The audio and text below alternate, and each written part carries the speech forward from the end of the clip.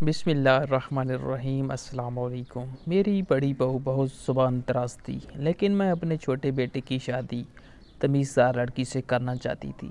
اس لیے میں نے اپنے چھوٹے بیٹے کی شادی گونگی لڑکی سے کر دی تاکہ وہ میرے بیٹے کو میرے خلاف نہ کر سکے۔ لیکن کچھ دن بعد میری چھوٹی بہو جان بوجھ کر خود کو زخمی کر لیتی اور میرے بیٹے کو اشاروں سے بتاتی کہ میں نے اسے مارا ہے۔ مجھے اپنی بہو پر شک ہونے لگا اور اگلی رات میں نے اپنے بیٹے کے کمرے میں جھانکا تو میری روح کانپ گئی، کیونکہ میری بہو تو میرا نام سمیہ ہے، میرا تعلق لاہور سے ہے اور میرے صرف 2 ہی بیٹے ہیں اور ایک بیٹی سب سے چھوٹی اور لاڈلی تھی۔ لندن میں میرے شوہر کا کاروبار تھا، اسی لیے ہم وہیں رہتے تھے، مگر اب اس غیر ملک میں رہتے رہتے بس ہو چکی تھی اور میں پاکستان واپس جانا چاہتی تھی اور روز شوہر پر زور ڈالتی تھی کہ آپ لندن کو چھوڑ کر ہمیشہ کے لیے پاکستان چلتے ہیں۔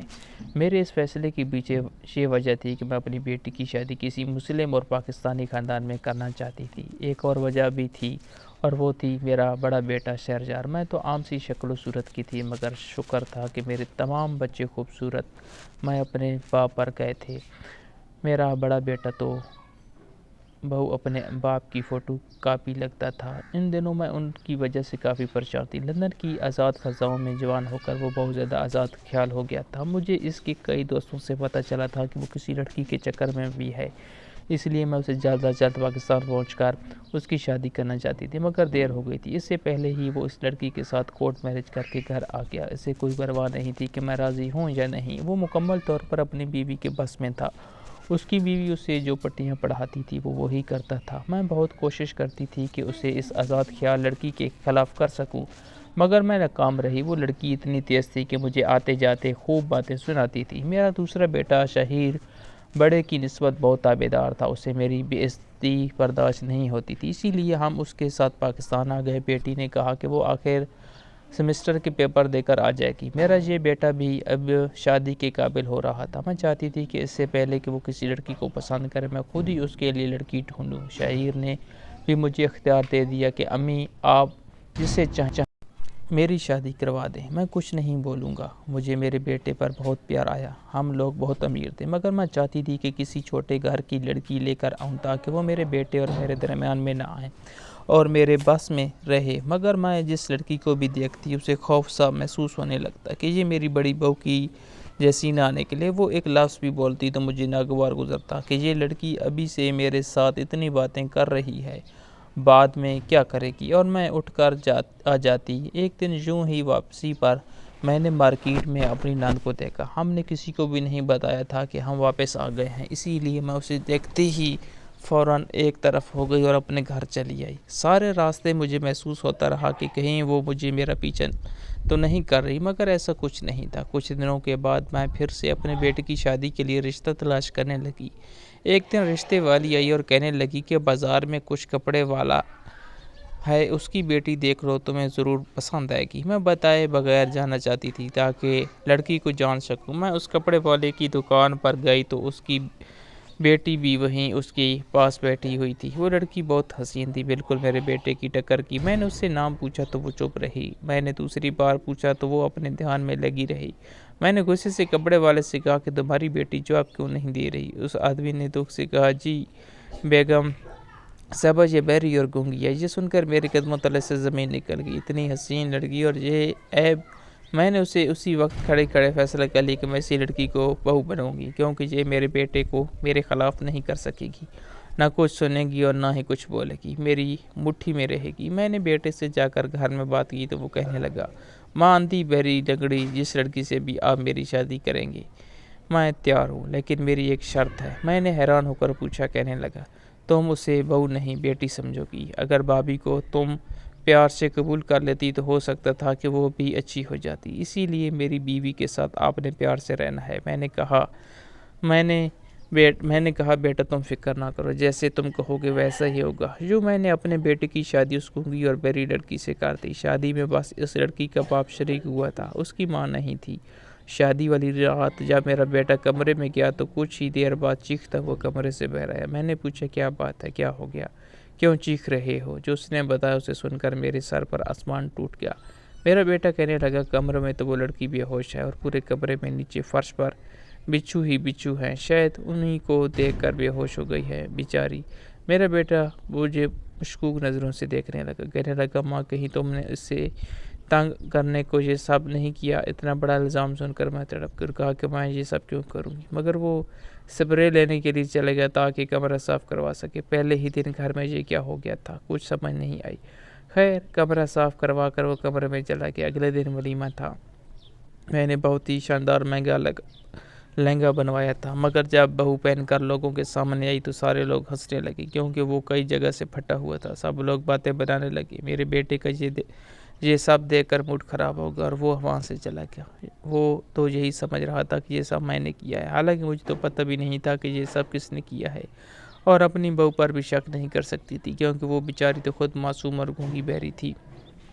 خیر کچھ دن سکون سے گزر گئے۔ میں ان واقعات کو بھول بھال گئی تھی جب اچانک ایک دن وہ ہوا جو میں نے خواب میں بھی نہیں سوچا تھا۔ میری بہو سو کر اٹھی تو اس کے بال کٹے ہوئے تھے جیسے کسی نے کینچی سے کاٹے ہوں۔ میں نے پوچھا تو کہنے لگی مجھے نہیں پتا کیا ہوا۔ میں بے حد پریشان ہو گئی تھی۔ ان دنوں میرا شوہر بھی ملک سے باہر تھا، ورنہ اپنی پریشانی اس سے شیئر کر لیتی۔ سوچ سوچ کر حیرت ہو رہی تھی کہ کون میری بہو کا دشمن ہو گیا ہے۔ ملازم نیچے تک ہی محدود رہتے ہیں، اوپر آنے کی ان کو اجازت نہیں تھی، اور میرے علاوہ گھر میں کوئی اور ہوتا بھی نہیں تھا۔ شام کو میرا بیٹا آیا تو وہ مجھ سے لڑنے لگا کہ ماں تم نے میری بیوی کے بال کیوں کاٹے؟ میں سن کر حیران رہ گئی۔ میرا فرمانبردار بیٹا کیسی باتیں کر رہا تھا۔ اسی دن میری بیٹی بھی واپس آ گئی۔ میرا بہو ایسے دیکھ کر بہت خوش ہوئی اور اسے گلے لگانے لگی تھی۔ میری بیٹی ایمن نے اسے ہاتھ سے پیچھے کیا، مگر نہ جانے کیسے بہو پیچھے کو گر پڑی۔ یہ منظر میرے بیٹے نے دیکھ لیا۔ غصے سے کہنے لگا آپ کیا کم تھی جب آپ کی بیٹی بھی میری بیوی کی دشمن بن کر آ گئی ہے؟ وہ اپنی بیوی کو کمرے میں لے گیا۔ اکثر ایسا ہوتا کہ میری بہو کے ساتھ روز کچھ نہ کچھ برا ہونے لگا۔ کچن میں کام کرتے ہوئے اس کے دوپٹے کو آگ لگ جاتی اور کبھی اس کو چھری سے کٹ لگ جاتے۔ ایک بار اس کا پیر پھسلا تو وہ آخری 2 سیڑھیوں سے گر گئی۔ یہ سب معمولی سی بات تھی اور کسی کا بھی اس میں قصور نہیں تھا، مگر میرا بیٹا آ کر مجھے اور میری بیٹی کو قصوروار ٹھہراتا اپنے فیصلے پر پچھتاوا ہونے لگا، کیونکہ وہ تو بتا بھی نہیں سکتی تھی کہ میں سچ کہہ رہی ہوں۔ میری بیٹی گھر کے ماحول سے تنگ آ کر زیادہ وقت پیر گزارنے لگی۔ میرا شوہر بھی آفس میں ہی زیادہ تر رہتے اور گھر آتے ہی کمرے میں گھس جاتے، کہتے تم ساس بہو کے جھگڑے میں کچھ نہیں بولوں گا، مجھے لگتا ہے کہ تم ایک ظالم ساس بن گئی ہو۔ وہ بیچاری تو بول بھی نہیں سکتی۔ دن گزرتے جا رہے تھے اور ہر گزرتے دن کے ساتھ میرا بیٹا میرے خلاف ہوتا جا رہا تھا۔ اس کی بیوی بھی اس سے بھڑکا نہیں سکتی تھی، پھر بھی نہ جانے کیوں وہ ہم سب گھر والوں سے دور ہونے لگا۔ اپنی بہن کو نہ پوچھتا اور نہ ہی ماں باپ کو۔ ایک دن تو حد ہو گئی، میری بہو ہمارے لیے چائے لے کر آئی تو اس کے ہاتھ سے ٹریس چھوٹ گئی اور کپ نیچے گر گیا، شاید اس کے ہاتھ پر بھی چائے گر گئی۔ وہ رونے لگی اور شہیر کے آنے تک وہ رو رہی تھی۔ پہلی بار وہ بری لگی کہ بھلا اتنی سی چوٹ کا میاں کو کیا بتانا، مگر شہیر نے بھی پوچھ کر ہی دم لیا کہ کیا مسئلہ ہے۔ اس نے مجھے صاف کہہ دیا کہ اب وہ لوگ اپنے کم نکرانی کو کہیں، میری بیوی کو کوئی کام نہیں کرائے گی۔ اب ہر وقت الجھن اور پریشانی میں رہنے لگی، کیونکہ میں جانتی تھی کہ میری بہو کے ساتھ کیا معاملہ ہے، یہ کیا راز ہے۔ ایسے ہی چوٹ لگتی تھی اور ہر باقی لوگ سلامت رہتے ہیں، جانے کیوں۔ مجھے شک ہونے لگا کہ بہو اپنے ساتھ خود ہی ایسا کرتی ہے، مگر جب میں اس کی بھولی معصوم صورت دیکھتی تو سوچتی یہ اتنی بڑی سازش نہیں کر سکتی، پھر کون کر رہا ہے یہ سب۔ کوشش کے باوجود بھی میں کچھ پتہ نہ لگا پائی۔ ایک دن ایمن گھر آئی تو شہیر غصے سے پوچھنے لگا تو اتنی رات کو تم کہاں سے آ رہی ہو؟ وہ کہنے لگی میں دوستوں کے پاس گئی تھی، پہلے بھی جاتی تھی، اب کیا ہو گیا ہے ایسا؟ شہیر غصے سے کہنے لگا یہ پاکستان ہے، لندن نہیں، آئندہ مجھے سے یا اپنی بھابھی سے پوچھے بغیر کہیں نہیں جاؤ گی۔ مجھے تو بیٹے کے رنگ ڈھنگ دیکھ کر ہی حیرت ہو رہی تھی۔ ابھی اس کی بیوی کسی کام کی نہیں تھی تو وہ اس کے آگے پیچھے پھر رہا تھا، اگر ہوتی تو پتہ نہیں اس کا کیا رویہ ہوتا۔ ایک دن شہیر غصے میں ایمن کا ہاتھ پکڑ کر کار میں داخل ہوا کہ یہ ہوٹل میں کسی لڑکی سے مل رہی تھی، آج کے بعد یہ گھر سے باہر قدم نہ نکالے۔ ایمن کچھ کہنا چاہ رہی تھی مگر وہ بہت غصے میں تھا اور کسی کی نہیں سن رہا تھا۔ میری بچی ساری رات روتی رہی کہ بھائی مجھ سے پوچھ تو لیتا، یہ سب کچھ جو ہو رہا تھا مجھے لگ رہا تھا کہ یہ سارا چکر پہلے چل چکا ہے، مگر یہ بات میں کسی سے نہیں کہہ سکتی تھی۔ یہ بدھ کے دن کی بات تھی جب میں نے دیکھا کہ وہ چوری چوری کمرے سے باہر نکلی۔ میں حیران ہو کر اس کے پیچھے گئی تو دیکھا کہ چلتے چلتے وہ بیٹھ گئی ہے اور اپنا پیر پکڑ کر عجیب عجیب آوازیں نکالنے لگی۔ میرا بیٹا اسی وقت اس کے پاس آیا تو وہ اشارے سے بتانے لگی کہ وہ گر گئی ہے۔ وہ جھوٹ بول رہی تھی اور اس سے دن مجھے پتہ چلا کہ وہ لڑکی بھولی بھالی نہیں بلکہ چالاک تھی۔ میں فوراً آگے بڑھی اور کہا، یہ جھوٹ بول رہی ہے، خود بیٹھی ہے یہ نیچے۔ شہیر نے اس سے پوچھا تو وہ میری طرف اشارہ کر کے کہنے لگی کہ میں نے اسے گرایا ہے۔ میں تو ہکا بکا رہ گئی۔ میرا بیٹا بہت غصے میں آ گیا، کہنے لگا کہ آپ اور ابو واپس بھائی کے پاس چلے جائیں، میں مزید اپنی بیوی کو خطرے میں نہیں ڈال سکتا، اور ایمن کی میں یہیں کہیں شادی کر دوں گا، بس میں اپنی بیوی کے ساتھ اکیلا رہوں گا، وہ اکیلا رہنا چاہتی ہے۔ میری تو یہ سب سن کر جان نکل گئی۔ مجھے شہیر سے ہرگز ایسی امید نہیں تھی، وہ تو میرا نہایت احترام کرتا تھا۔ آخر اس لڑکی نے میرے بیٹے کو قابو میں کیسے کیا تھا؟ وہ تو بول بھی نہیں سکتی تھی اور نہ سن سکتی تھی۔ میں نے اس پر نظر رکھنا شروع کر دی۔ وہ شہیر کے آگے پیچھے پھرتی تھی، جیسے وہ گھر آتا اس کو کمرے میں لے کر چلی جاتی۔ وہ ہمارے پاس بھی نہیں بیٹھتا تھا۔ ہاں، ایمن سے وہ بہت پیار کرتا تھا، مگر اب اس کو بھی دیکھنا پسند نہیں کرتا تھا، اور یہ سب میری بہو کے گھر آنے کی وجہ سے ہو رہا تھا۔ مجھے جاننا تھا کہ وہ ایسے کیسے باتیں کرتی ہے۔ 2 دن بعد شہیر اسے کھانے پر لے گیا، تب مجھے موقع مل گیا۔ دراز میں مجھے ایک ڈائری رکھی ہوئی نظر آئی۔ میں نے وہ کھولی تو اندازہ ہوا کہ وہ دونوں لکھ کر باتیں کرتے تھے۔ میری بہو نے ہماری بارے میں بہت کچھ غلط لکھا ہوا تھا۔ وہ شہیر کو یہ بتاتی تھی کہ مجھے تمہاری ماں روز مارتی ہے، گھر کے سارے کام کرواتی ہے، مجھ پر تشدد کرتی ہے۔ ایک جب ایمن کے بارے میں لکھا تھا کہ ایمن بری صحبت میں بیٹھتی ہے اور لڑکوں کو دوست بناتی ہے۔ یقیناً اس کی باتیں پڑھ کر میرا بیٹا ہمارے خلاف ہوا تھا۔ میں نے اسی وقت فون کر کے لندن کی ٹکٹ کینسل کروائی۔ اب میں یہیں رہ کر اس لڑکی کے راز تک پہنچنا چاہتی تھی کہ کیوں وہ ہمارے خلاف تھی۔ اس کی ہم ماں بیٹی سے کیا دشمنی تھی؟ ایک دن میں اس کے کمرے کے آگے سے گزری تو میرے حواس گم ہو گئے۔ اس کے کمرے سے کسی کی بولنے کی آواز آ رہی تھی۔ میں نے تھوڑا سا دروازہ کھول کر دیکھا تو وہ کسی سے باتیں کر رہی تھی۔ وہ بول سکتی تھی۔ مجھے یہ دیکھ کر شدید جھٹکا لگا تھا۔ میں فوراً وہاں سے ہٹ کر اپنے کمرے میں آ گئی۔ جو کچھ میں نے دیکھا تھا مجھے یقین نہیں آ رہا تھا۔ اس کا مطلب تھا کہ ہمیں دھوکہ دیا گیا تھا۔ وہ اتنے عرصے سے ہمیں بیوقوف بنا رہی تھی۔ کچھ ہی دیر میں میرا بیٹا بھاگتا ہوا آیا اور کہنے لگا، امی، ایمن گھر سے بھاگی ہے، اس کا میسج ہے میرے موبائل پر، جس پر لکھا ہے کہ وہ اپنی مرضی سے گھر چھوڑ کر جا رہی ہے۔ مجھے لگا یہ سب سن کر میرا دل بند ہو جائے گا۔ میں وہیں ایک طرف بیٹھ گئی۔ اسی وقت میری بہو بھی آ گئی۔ میں نے اس کا گریبان پکڑا اور چلا کر کہا، یہ سب تم نے کیے، یہ تمہاری وجہ سے ہوا۔ میری بیٹی گھر چھوڑ کر چلی گئی، ہماری عزت خاک میں مل گئی ہے۔ شہیر غصے سے کہنے لگا، امی، اس میں اس بیچاری کا کیا قصور ہے؟ یہ تو نہ بول سکتی ہے اور نہ ہی سن سکتی ہے، آپ اس پر کیوں الزام لگا رہی ہو؟ میں نے بہو کو دیکھتے ہوئے کہا، میں جان گئی ہوں تم بول سکتی ہو اور سن بھی سکتی ہو۔ کون ہو تم؟ کس مقصد سے اس گھر میں آئی ہو؟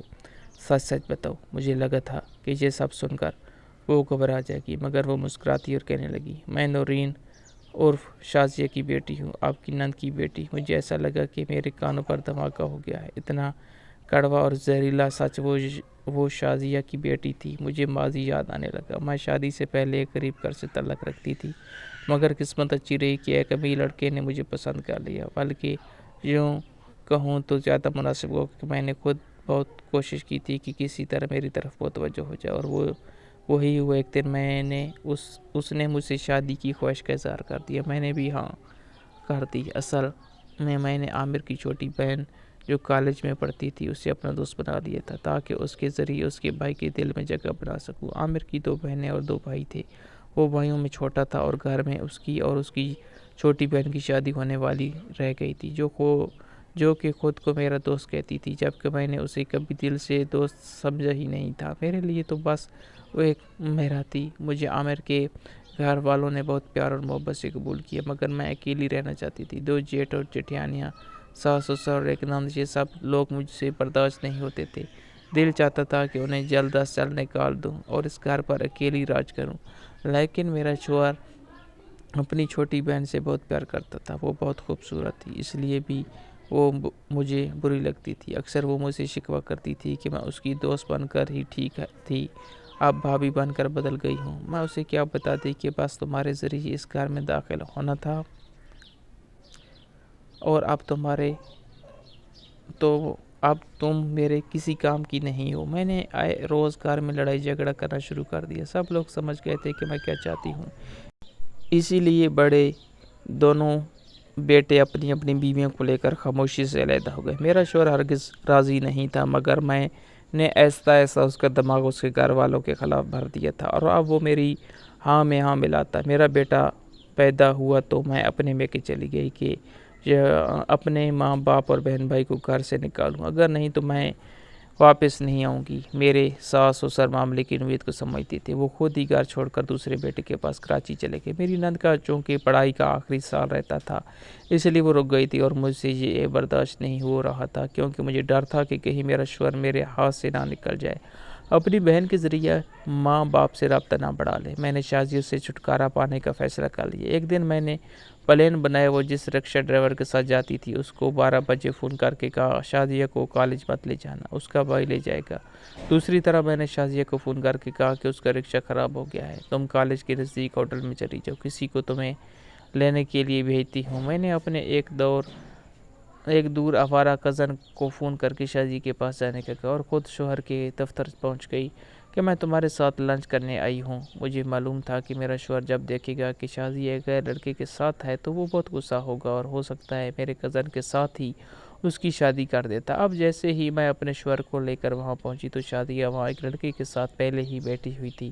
میں نے اپنے شوہر کو دیکھا کر کہا دیکھ لو، اپنی بہن کے کام کالج کے بہانے لڑکوں سے ملتی ہے، میں نے تمہیں بتایا تھا نا، مگر تمہیں یقین نہیں آ رہا تھا، اب اپنی آنکھوں سے دیکھ لو۔ شازیہ ہمیں دیکھ کر گھبرا گئی اور کہنے لگی بھائی یہ میری کلاس فیلو ہے، مجھے یہاں اکیلے بیٹھے دیکھا تو پوچھنے آ گیا۔ مجھے بھابھی نے کہا تھا کہ جانے کو عامر بہت غصے میں آ گئے تھے، اور اس لڑکے کو کہا کہ کل اپنے ماں باپ کو لے کر آ جانا اور اسے نکاح کر کے لے جانا۔ وہ لڑکا بہت غریب سا تھا اور شازیہ کو پسند بھی کرتا تھا۔ اگلے ہی دن عامر نے بغیر کسی کو بتائے شازیہ کا نکاح کر کے اسے رخصت کر دیا۔ میرا پلان تھا کہ اسے اپنے آوارہ کزن کے پلے باندھوں گی، مگر وہ اس دن وقت پر ہوٹل پہنچ ہی نہیں سکا تھا۔ خیر یہ معاملہ بھی ٹھیک ہی تھا، کیونکہ وہ ایک غریب گھر میں گئی تھی۔ بعد میں عامر میرے کہنے پر سب گھر والوں کو یہ کہہ دیتا تھا کہ شازیہ گھر سے بھاگ گئی ہے۔ ایک دو بار شازیہ نے عامر سے ملنے کی کوشش کی، مگر میں نے اسے ملنے نہیں دی اور دروازے سے لٹا دیا۔ اسی سال میرے گھر بیٹی کی بھی پیدائش ہوئی اور ہم لندن شفٹ ہو گئے۔ اب ہم کافی سالوں بعد واپس آئے تھے، اور اس دن مارکیٹ میں ان لوگوں نے مجھے دیکھ لیا تھا۔ مجھے کیا معلوم تھا کہ میرا کیا ہوا ظلم میرا انتظار کر رہا ہے۔ نورین میری نند شازیہ کی بیٹی تھی، یہ جان کر میرے قدموں تلے سے جان نکل گئی۔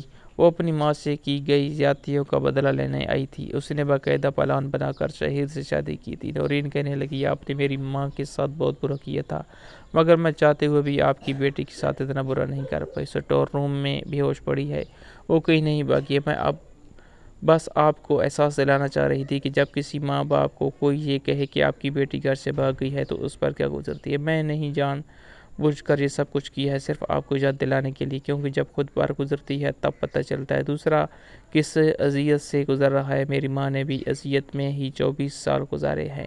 میری ماں تو اس حق میں بھی نہیں تھی کہ میں ایک بدلے کے لیے شادی کر رہی ہوں۔ وہ اب تک ناراض ہے مجھ سے۔ میں نے اس کے سامنے ہاتھ جوڑ دیے اور درخواست کی کہ مجھے معاف کر دو۔ میں خود بھی پچھلے کئی سالوں سے دکھ میں تھی کہ میں نے واقعی بہت برا کیا ہے۔ مجھے احساس ہو گیا تھا کہ نورین نے کہا مجھ سے نہیں، میری ماں سے معافی مانگو، جو 24 سالوں سے اپنے گھر والوں سے نہیں ملی۔ آپ کی وجہ سے میں نے گھر جا کر اس سے معافی مانگی۔ میرا شوہر اور بیٹے مجھ سے نفرت سے دیکھنے لگے۔ شازیہ بہت اچھی تھی، اس نے تو مجھے معاف کر دیا تھا، مگر عامر کی نگاہوں میں جو نفرت اور حقارت تھی وہ مجھ سے برداشت نہیں ہوئی۔ میری وجہ سے بغیر کسی جرم کے اس نے اپنی بہن کو سزا سنا دی تھی۔ سب گھر والے مل جل کر رہنے لگے تھے اور میں وہاں شرمندگی سے نظریں نہیں اٹھاتی۔ شوہر نے مجھے اپنے کمرے سے نکال دیا تھا۔ ایک دن میں گھر سے نکل گئی اور دارالامان میں آ گئی۔ میری جیسی عورتوں کی سزا ہے کہ وہ اپنے سے دور رہے۔ نورین اور میرا چھوٹا بیٹا کبھی کبھی آ کر مل جاتے، مگر میرے شوہر نے آج تک پلٹ کر میری خبر بھی نہیں لی۔ وہ اپنی چھوٹی بہن سے بہت پیار کرتا تھا اور بہن کی بربادی کی وجہ خود کو ہی قصوروار سمجھ رہا تھا، اسی لیے مجھ سے لا تعلق ہو گیا۔ میں سب سے یہی کہنا چاہوں گی کہ بے وجہ حسد اور نفرت ہر ذات سے جڑ وقتی طور پر آپ کو کامیاب کر دیتی ہے۔ خدا کی لاٹھی بے آواز ہے، وہ سارے حساب لے لیتا ہے، اسی لیے کسی پر ظلم نہیں کرنا چاہیے۔ ویڈیو اگر پسند آئی ہو تو لائک اور شیئر ضرور کیجیے گا۔ اگر ابھی تک ہمارے چینل کو ابھی تک سبسکرائب نہیں کیا تو گزارش ہے ہمارے چینل کو ضرور سبسکرائب کریں تاکہ آنے والی ویڈیو کا نوٹیفیکیشن بر وقت آپ کو مل سکے۔ شکریہ۔ اللہ حافظ۔